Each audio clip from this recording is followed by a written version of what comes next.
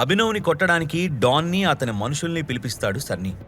అయితే అతను టైగర్ని కొట్టడానికి సుపారీ తీసుకున్నానా అని షాక్ అవుతూ మరొకసారి కన్ఫర్మ్ చేసుకోవడానికి సన్నీని ఎవరిని కొట్టడానికి పిలిచావు అని అడుగుతాడు. అదిగో చూడన్నా, అక్కడ నించున్నాడు కదా, వాడే అని అభినవ్ని చూపించాడు సన్నీ.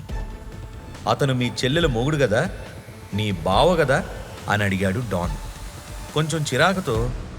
అవునన్నా, కానీ వాడొక వేస్ట్ గాళ్లే, ఇప్పుడదంతా ఎందుకు, వచ్చిన పని త్వరగా మొదలుపెట్టన్నా అన్నాడు సన్నీ. అభినవ్ని అవమానించి సన్నీ మాట్లాడుతూ ఉంటే తట్టుకోలేకపోయిన డాన్, ఎవరిని పట్టుకొని వేస్ట్ గాడ్ అంటున్నావు అని భయంగా అన్నాడు. డాన్ భయపడుతున్నట్టు, అతని మైండ్లో ఏవేవో ఆలోచనలు రన్ అవుతున్నట్టు అభినవ్కి అర్థమవుతుంది. కానీ డాన్ ఎందుకు భయపడుతున్నాడో మాత్రం చాందినికి తోచట్లేదు.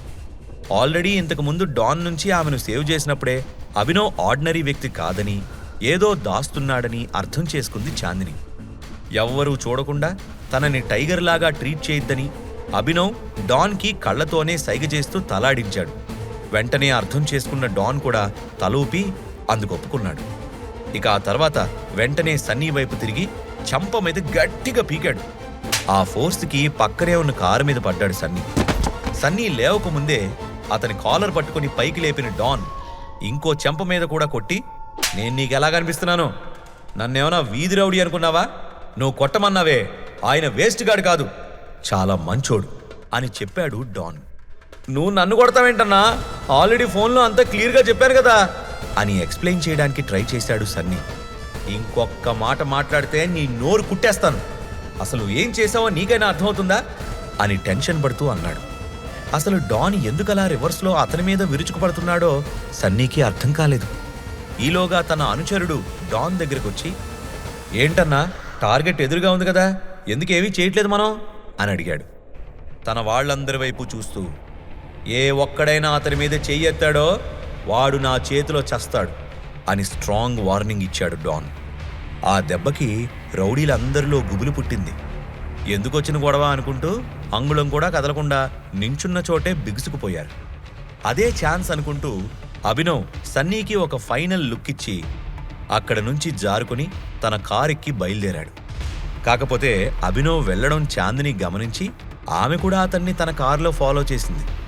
సన్నీ కూడా అభినవ్ని గమనించాడు, కానీ అతనికి ఏం చేయాలో అర్థం కావడం లేదు. అక్కడ సన్నీ ఒక్కడికి మాత్రమే కాదు, మిగిలిన అందరికీ ఉన్న డౌట్, అసలు అభినవ్ని డాన్ ఎందుకు కొట్టలేదు. ఇంకా డాన్ అతని కాలర్ పట్టుకుని ఉండడంతో, వదిలే అన్నా నన్ను, అసలు మనిద్దరికి ఎందుకు గొడవ, నేను కొట్టమన్న వాడిని ఏమనకుండా నా మీద పడ్డావేంటి అన్నాడు సన్నీ. అసలు ఆయన్ని ఎందుకు కొట్టమన్నావు, నువ్వే ఏదో తప్పు చేసుంటావు అని సన్నీని క్వశ్చన్ చేశాడు డాన్. అభినవ్ని చిత్తకొట్టి తన ఈగో సాటిస్ఫై చేస్తాడు అని సన్నీ అనుకుంటే మొత్తం సీన్ రివర్స్ అయిపోయింది.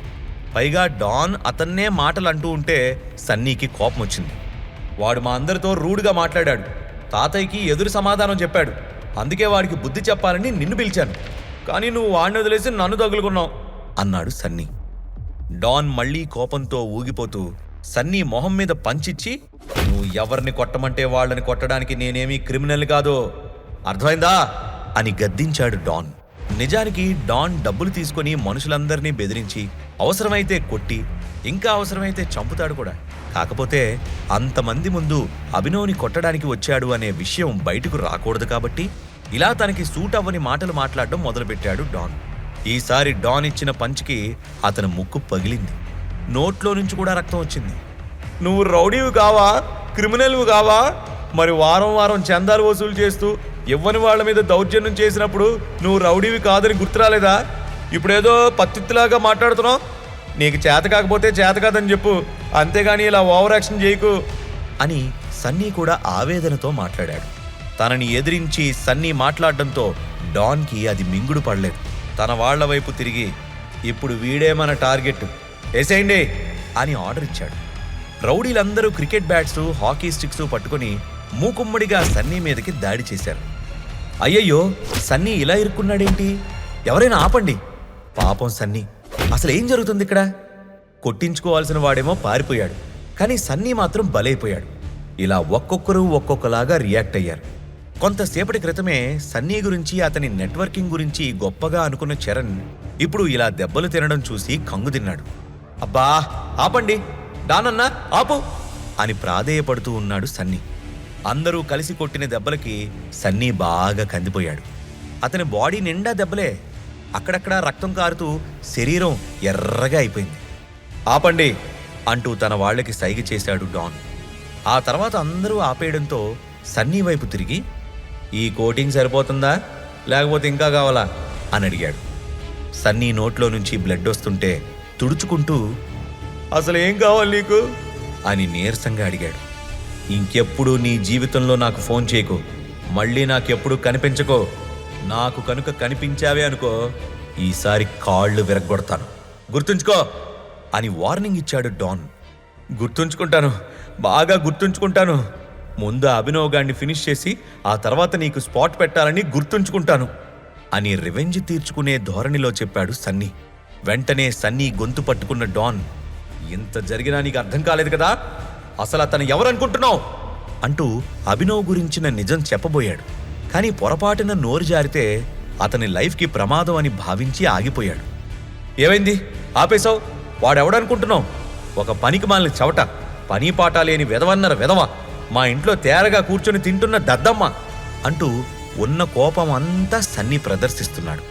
టైగర్ని అన్నేసి మాటలంటున్నందుకు డాన్ అప్పటికప్పుడే సన్నీని నిలువునా పాతేయాలనిపించింది.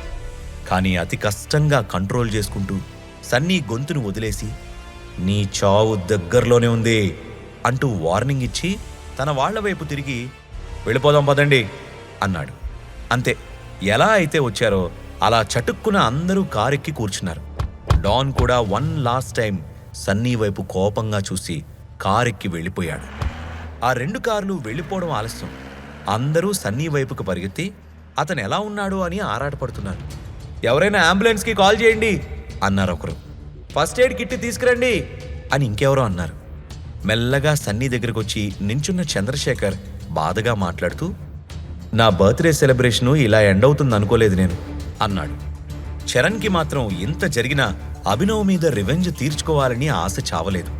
ఎలాగైనా అభినవ్ ఎక్కడికి వెళ్ళాడో వెతికి పట్టుకొని గట్టి వార్నింగ్ ఇవ్వాలని డిసైడ్ అయ్యాడు. మరోవైపు అప్పటికే చాలా దూరం వెళ్లిన అభినవ్ అతన్ని చాందిని ఫాలో చేస్తుందని గమనించాడు. ఈ పిల్లెందుకు నన్ను ఫాలో చేస్తుంది అని అనుకుంటూ కొంచెం దూరం వెళ్ళాక కారు ఆపాడు. చాందిని కూడా అక్కడికొచ్చి కారు ఆపింది. వెంటనే ఆమె కారు దగ్గరికెళ్ళి, నీకేం కావాలి అని స్ట్రైట్గా అడిగాడు. ఆ రోలెక్స్ వాచ్ నిజంగా నువ్వే కొన్నావా అని అడగాలా వద్దా అనుకుంటూ అడిగింది. అభినవ్ కూడా చెప్పాలా వద్దా అన్నట్టు ఆలోచించి, అవును నేనే కొన్నాను, నాకు నిజంగానే లాటరీ తగిలింది, ఆ డబ్బుతోనే కొన్నాను అని చెప్పాడు. ఆ ఆన్సర్ చెప్తాడని చాందిని ముందుగానే ఎక్స్పెక్ట్ చేసింది. అందుకే ఇంకెన్ని రోజులు ఇలా నిజం దాస్తావు అని నవ్వుతూ అడిగింది. ఏంటి అని అర్థం కానట్టు అడిగాడు అభినవ్. ఇంకెన్ని రోజులు ఇలా అబద్ధం ఆడుతూ తిరుగుతావు? ఆ రోజు రాత్రి కూడా నీకు డాన్కి మధ్య జరిగింది విన్నాను. ఈ రోజు కూడా ఆ డాన్ నిన్ను చూసి భయపడి నిన్ను కొట్టడానికొచ్చి సన్నీకి కోటింగ్ ఇచ్చాడు అంది చాందిని. అభినవ్ ఆమె వైపు చూడటం ఆపేశాడు. ఇప్పుడు అతనికి ఏం చెప్పాలో అర్థం కావట్లేదు. ఎవరు నువ్వు? నువ్వెవరని ప్రపంచానికి పరిచయం చేశావో అది నువ్వు కాదు, నువ్వు ఇంకెవరో అంది చాందిని. మళ్ళీ ఆమె వైపు చూసి, నేనెవరో కాదు, అభినవ్ ఘట్టమనేని, నీ బెస్ట్ ఫ్రెండ్ అనన్యాకి ఒక వేస్ట్ హస్బెండ్ని అని నిట్టూర్చాడు. మళ్ళీ మళ్ళీ అదే అబద్ధం ఎన్నిసార్లు చెప్తావు? డాన్ లాంటి ఒక రాక్షసుడి నుంచి ఆ రోజు తప్పించుకున్నావు. ఈ రోజు ఆ రాక్షసుడు నీ కింద పనిచేస్తున్నట్టు బిల్డప్ ఇచ్చాడు. నువ్వు నిజంగా ఒక పెద్ద మనిషివైనా అయ్యుండాలి, లేదా నీకు చేతబడైనా తెలుసుండాలి అని తేల్చేసింది చాందిని. నాకు కాదు, నీ మీదే ఎవరో చేతబడి చేసినట్టున్నారు చాందిని. ఆ రోజు ఆ వెధవలు నీకు డ్రగ్స్ ఇచ్చారు, సో నీకు సోయ కూడా లేదు. నేనక్కడ ఏం మాట్లాడానో దానికి ఆపోజిట్ నీకు అర్థమైందనుకుంటా అన్నాడు అభినవ్. నన్నంత పిచ్చిదాన్ని చేయక అభినవ్, నేనేం విన్నానో నాకు తెలుసు. లేనిపోని కట్టుకథలల్లి నా చెవిలో పువ్వు పెట్టాలని చూడొద్దు. ఎప్పటికైనా నువ్వు ఎవరో చెప్తే బాగుంటుంది అభినవ్ అని నిక్కచ్చిగా అడిగింది చాందిని. ఒక్క క్షణం ఆమె మొహంలోకి చూసిన అభినవ్కి మొత్తం నిజం చెప్పేయాలి అనిపించింది. కానీ అందుకు అతని మనసు అంగీకరించలేదు. నేను ఒక అనామకుణ్ణి చాందిని. ఒక పేదవాడి ఇంట్లో పుట్టాను, అనాథగా పెరిగాను, సొంతగా చదువుకున్నాను. ఆ తర్వాత డెలివరీ బాయ్ లాగా పనిచేశాను. నా కాళ్ల మీద నేను నిలబడ్డాను. అనన్యాకి సన్నీకి ఉన్నట్టు కష్టపడకుండా అన్నీ ప్లేట్ వరకు వచ్చే అంత అదృష్టం చాలా మందికి ఉండదు అని బాధగా చెప్పాడు. ఓపిగ్గా విన్న చాందిని, నీలాంటి వాడికి అక్రమ్తో ఏంటి పని అని అడిగింది. ఆల్రెడీ నీకు తెలుసు కదా, మా నాన్న ఒకప్పుడు అక్రమ్ దగ్గర డ్రైవర్గా పనిచేసేవారు. అలా నాకు ఆయనకి పరిచయం అని చెప్పాడు అభినవ్. ఎంత అడిగినా అభినవ్ సరిగ్గా సమాధానం చెప్పట్లేదు కాబట్టి ఇక ఏమీ అడగకూడదు అనుకుంది చాందిని. అభినవ్ వైపు చిరాగ్గా చూస్తూ అతను ఎవరై ఉంటాడా, ఎందుకు అబద్ధం చెప్తున్నాడా అని ఆలోచించింది. అలా కొంచెంసేపు వాళ్ళిద్దరూ నిశ్శబ్దంగా ఉండిపోయారు. అది సరే, రేపు నువ్వు బయటికి వెళ్లే ప్లాన్స్ ఏమైనా ఉన్నాయా అని అడిగింది చాందిని. నేనిప్పుడే ఏమీ చేయదలుచుకోవట్లేదు, ఎక్కడికి వెళ్ళదలుచుకోవట్లేదు. అక్కడ ఎంత పెద్ద గొడవ జరిగిందో చూసావు కదా, అంతా కూలయ్యే వరకు నేనేమీ చేయను అన్నాడు అభినవ్.